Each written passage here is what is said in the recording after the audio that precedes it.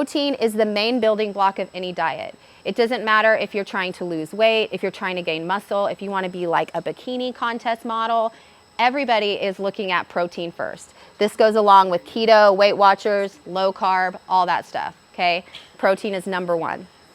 It's undeniably the most important piece of the diet, and I always look at protein first when working with a client. Protein is what keeps us full. Protein helps build lean muscle, so it gives our body like a more toned look. And then remember I talked about more lean muscle equals increased metabolism. So the more lean muscle you have, the more your higher your metabolism, the more food you can eat and all that good stuff.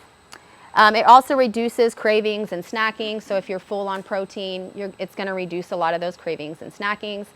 And then it stabilizes our mood, hormone, and energy. So how can we incorporate protein? So I'm going to give you a couple different ways to measure it. Remember that protein should be the main focus of all our meals. Protein is not just meat though. Think about, when you're thinking about protein, you think about meats, dairy, beans, and some supplements. Like I said, supplements is at the top of that pyramid, but if we were to recommend one supplement, it would be protein, just so you can fill in the holes with some protein gaps. So this is the very bare minimum amount. So the bare minimum amount that we start with people is 75 grams for women and 100 grams for men. And this would be, again, the bare minimum. So that's where you would start. If you're not getting that, you're starting there, okay? The goal would be 0.8 or 1 gram of protein per body weight. And that's different for everybody. Everybody here, you guys are active people working out. You should be shooting for that 0.8 or 1 gram per body weight there. So if you're thinking about that and doing the math in your head, it can be a lot. And protein is one that can be a little bit tricky to get in.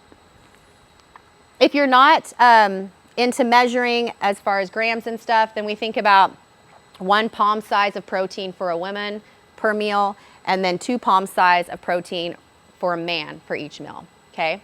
So, and that really goes along with, it kind of matches your body type anyways. I am a smaller person, I have a small hand. This serving would be good, right? For some of the larger people, that serving is good. So it kind of matches your body type. Majority of protein should come from real food, but again, it's the only supplement that we recommend, okay? Slow down. So here's looking at how to eat more protein. This is just a picture of some stuff, and we'll get in more of it. So eating lean cuts of meat, having a protein with each meal. Think about Greek yogurt, adding like some dairy stuff to your diet, adding proteins always to salads and things that you're eating, finding a good protein source, and then incorporating egg whites in your diet can be a really good way to get protein in. So this is hard to read, but I wanted to just you guys to see the difference here.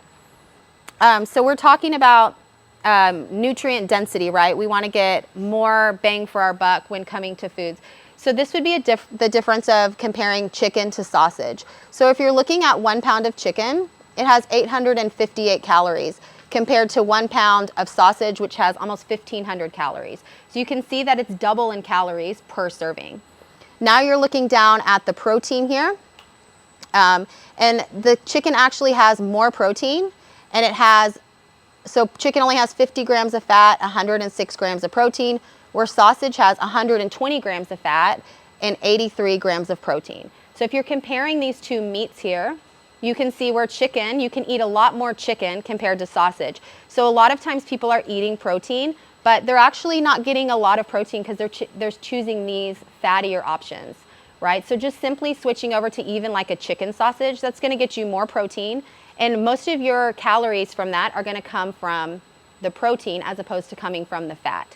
So you can see where if you're eating some fattier foods like that, that those calories are really gonna add up and you still won't be hitting your protein goal.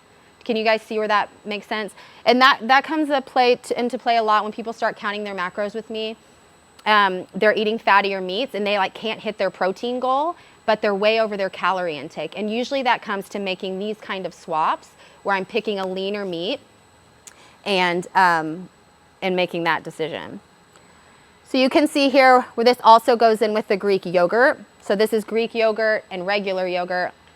The calorie intake is almost the same, but the yogurt over here only has 6 grams of protein, and then the yogurt here has 20 grams of protein. So just simply switching like regular yogurt over to Greek yogurt, that's gonna, increase your protein intake for the day by a lot, just making that swap. So when you're looking at these sources, you're really just not picking, okay, Greek yogurt is good for me, yogurt's good for me. Look in and compare those labels. See which has the most protein, and you're trying to get one that has more protein there.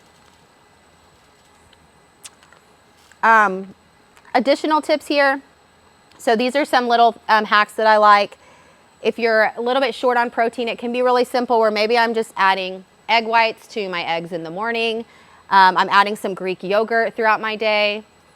I'm adding it could really be the difference between adding like 1 ounce of meat to my meal each day. If I'm not hitting my protein intake, maybe I'm just gonna add like a few more slices of turkey to my sandwich. I'm gonna add like 1 more ounce of meat to my dinner, and really that can cover the difference there. So just adding like 1 ounce of meat into each meal can really help that. And then using fat sources that are slightly higher in protein, like nuts and seeds, things like that, to sprinkle into your meals can help with the protein intake.